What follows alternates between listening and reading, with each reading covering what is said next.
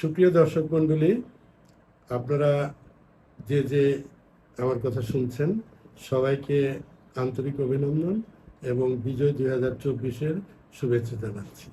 আমি কিছু বলার আগে প্রথমেই স্মরণ করতে চাই সেই সমস্ত শহীদদের যারা এই 2024-এর জুলাই অগাস্টের আন্দোলনে এবং বিক্ষোভে এবং অভ্যুত্থানে, ছাত্র জনতার অভ্যুত্থানে প্রাণ দিয়েছেন, আত্মাহুতি দিয়েছেন। তাদের প্রতি এবং তাদের আত্মার মাগফিরাত কামনা করি এবং মহান আল্লাহ রাব্বুল আলামিন যেন তাদেরকে শহীদের মর্যাদা দিয়ে জান্নাতুল ফেরদাউস নসিব করেন, এই দোয়া করি। আমি মূলত মানব সম্পদ পেশাজীবী এবং জাতীয় এবং আন্তর্জাতিকভাবে মানব সম্পদ উন্নয়ন নিয়ে কাজ করে থাকি। বিভিন্ন চ্যানেলে মানব সম্পদ উন্নয়ন নিয়ে সাধারণত কথা বলেছি বা বলে থাকি।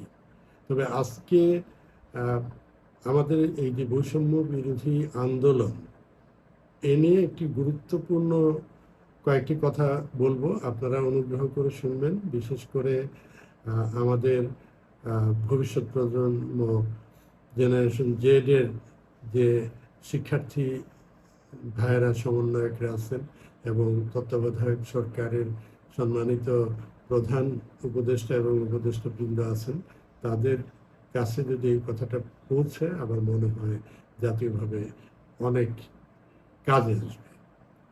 আমি আমার দীর্ঘ অভিজ্ঞতা থেকে কিছু কথা বলবো। আমরা সম্প্রতি দেখেছি, সবাই জানি, এই আন্দোলনটি প্রথম শুরু হয় যে সরকারি চাকরিতে যে কোটা বৈষম্য, সেই কোটা বৈষম্যের বিরুদ্ধে আন্দোলন শুরু হয়। আমরা বিগত বছরগুলিতে দেখেছি যে কোটার নামে 56%-এরও বেশি কোটায় চলে যেত এবং বাকিগুলি যে স্বৈরাচারী আওয়ামী সরকারের পেটোয়া বাহিনী তাদের তালিকা করে তারা বিভিন্ন অনিয়মের মাধ্যমে নিয়োগ দিয়েছে। এ নিয়ে যখন আন্দোলন, আমাদের ছাত্ররা যখন আন্দোলন শুরু করে, অত্যন্ত যৌক্তিকভাবে তারা সুশৃঙ্খলভাবে সুন্দরভাবে আন্দোলন শুরু করে। কিন্তু এই ফ্যাসিস্ট স্বৈরাচারী শেখ হাসিনার সরকার সম্পূর্ণ অন্যায়ভাবে গত 15-16 বছর যেভাবে নাকি এই ছাত্র জনতা প্রত্যেকের আন্দোলন প্রতিহত করে এসেছে স্বৈরাচারী কায়দায়, ফ্যাসিস্ট কায়দায়, সেভাবেই তারা ভেবেছিল যে দমন করে যাবে। কিন্তু এতদিনের ক্ষোভ, বিক্ষোভ, বঞ্চনার কাছে তাদের এই অত্যাচার, গুলি, গুম, খুন কিছুই আমাদের ছাত্র জনতাকে রুখতে পারেনি।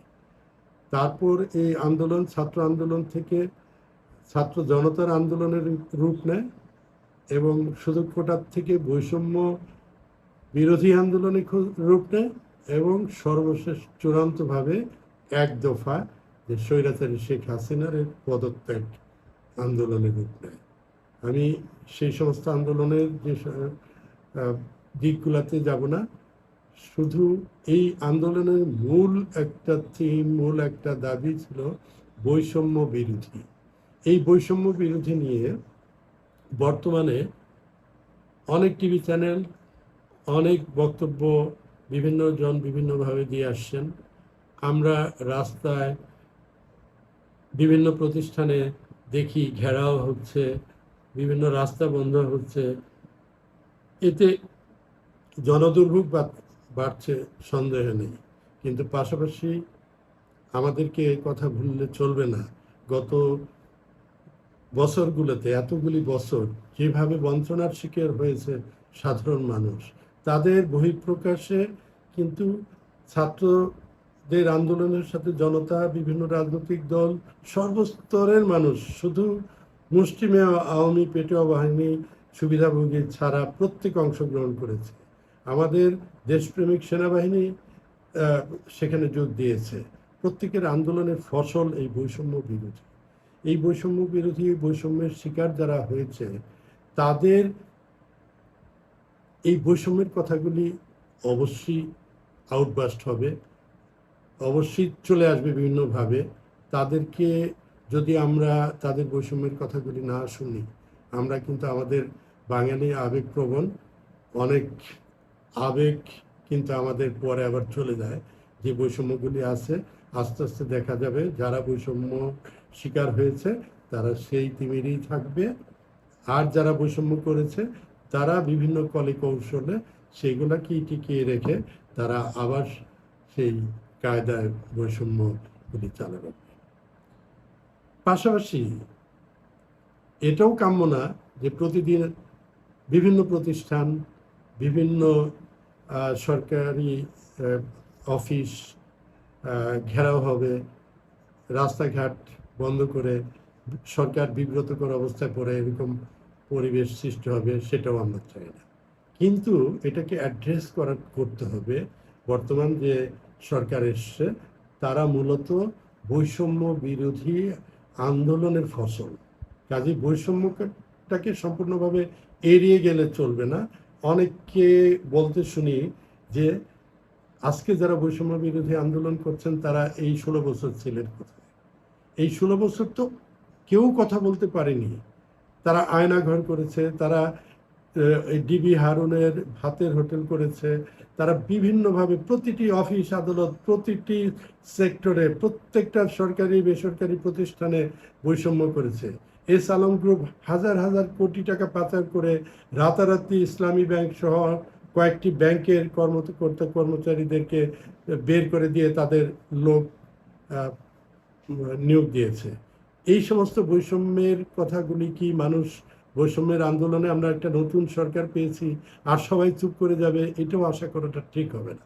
আবার পাশাপাশি আমি আগেই বলেছি যে রাস্তাঘাট বন্ধ করে, অফিস ঘেরাও করে, স্বাভাবিক কার্যক্রম ব্যাহত করে সরকারকে বিপর্যস্ত করাও ঠিক হবে না। আমার কয়েকটা পরামর্শ সুনির্দিষ্ট, সেটা আমাদের জনগণের সরকার যেটা এতদিন পরে আমরা পেয়েছি, আমাদের অভ্যুত্থানের ফলে যে সরকার পেয়েছি, সেই অন্তর্বর্তীকালীন সরকারের সংশ্লিষ্ট উপদেষ্টা মহোদয় সহ আমাদের সবার, সারা বিশ্বে যাকে পছন্দ করে, যিনি সমাদৃত, আমরা যাকে নিয়ে গর্ব করি, অধ্যাপক ডক্টর ইউনূস স্যারের দৃষ্টি আকর্ষণ করছি যে আপনারা খুব শীঘ্র একটা উচ্চ পর্যায়ের কমিশন গঠন করেন যে বৈষম্যকে অ্যাড্রেস করার জন্য। কোথায় কোথায় বৈষম্য হয়েছে সেগুলা তারা দেখবে। ওই কমিশনের আন্ডারে বিভিন্ন রকম সাব সেক্টরগুলা দেখার জন্য বিভিন্ন সাব কমিটি থাকবে, 1 নম্বর। 2 নম্বর হচ্ছে এই কথাটা বিভিন্ন প্রচার মাধ্যমে এবং সরকারি গেজেটের মাধ্যমে সবাইকে জানিয়ে দেওয়া যে বৈষম্য বিরোধী একটা কমিশন গঠন করা হয়েছে, যে সমস্ত জায়গায় বৈষম্যের শিকার হয়েছে সেগুলা এই সরকার অনতিবিলম্বে অগ্রাধিকার ভিত্তিতে যেখানে যেখানে করা বৈষম্যের এইগুলা অ্যাড্রেস করা দরকার, বৈষম্যের মাধ্যমে বৈষম্য সৃষ্টি করে যারা অন্যায়ভাবে বিভিন্ন পদ দখল করেছে, অন্যায়ভাবে দুর্নীতি করে টাকার পাহাড় করেছে, তাদের বিচার করবে, সেই ব্যবস্থা নেওয়া হচ্ছে। এটা জনগণকে আশ্বস্ত করা দরকার। 3 নম্বর সুপারিশ হচ্ছে জনগণের কাছে আহ্বান করা দরকার যে আপনারা এখন বিভিন্ন ঘেরাও, বিভিন্ন রাস্তা ব্লকেট করে আন্দোলন না করে আপনারা নিজেরা বসেন, আপনাদের কি কি বৈষম্য হয়েছে সুনির্দিষ্টভাবে আপনারা এই কমিশনের কাছে জমা দিবেন এবং কমিশন এগুলা সেক্টর ওয়াইজ দেখে বৈষম্যর যারা শিকার হয়েছে তাদের সাথে এবং যে সমস্ত প্রতিষ্ঠান বৈষম্য করেছে তাদের সাথে কথা বলে অবিলম্বে বিভিন্ন বৈষম্য, যদি ওই কমিটি, আমাদের ছাত্র জনতা, বিশেষভাবে ছাত্ররা আমাদের এই বানভাসী মানুষের জন্য যেভাবে দেশের জন্য কাজ করছে, এটা পৃথিবীর কোথাও নজির নেই। তারা ডেফিনেটলি এই বৈষম্যের যারা শিকার তাদের দুঃখ বঞ্চনা বন্ধ করে তাদেরকে সুবিচার দিতে পারবে, তারা এইগুলা অ্যাড্রেস করবে। আর যেগুলো নাকি সরকারের নীতি নির্ধারণের বিষয়, যেগুলা আইন প্রণয়ন করা দরকার, সেই সমস্ত আইন প্রণয়ন করবে। আমার বক্তব্য আজকের মতো এইটুকুই।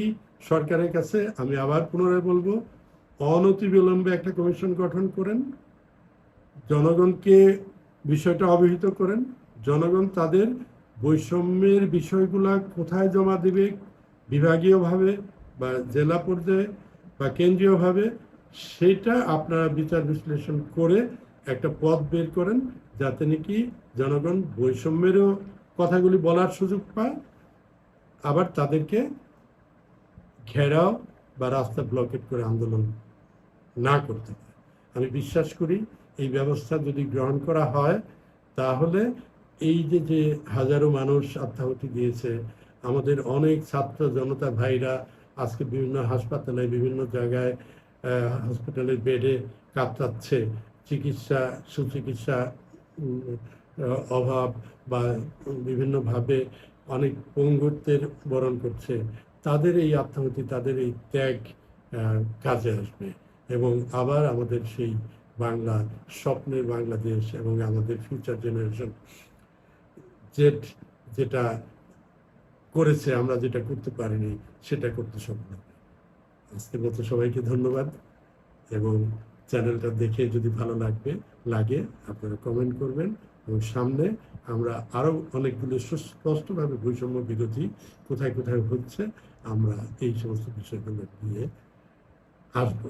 এবং আমাদের চ্যানেল যারা, আমার কথা যারা শুনলেন, তাদের সবাইকে ধন্যবাদ, এবং বনভাষী মানুষ যারা আছে তাদের জন্য আমরা সবাই যে যতটুকু পারি যার যার অবস্থান থেকে সহায়তা করি, এই আহ্বান রেখে সবাই ভালো থাকবেন। আসসালামু আলাইকুম।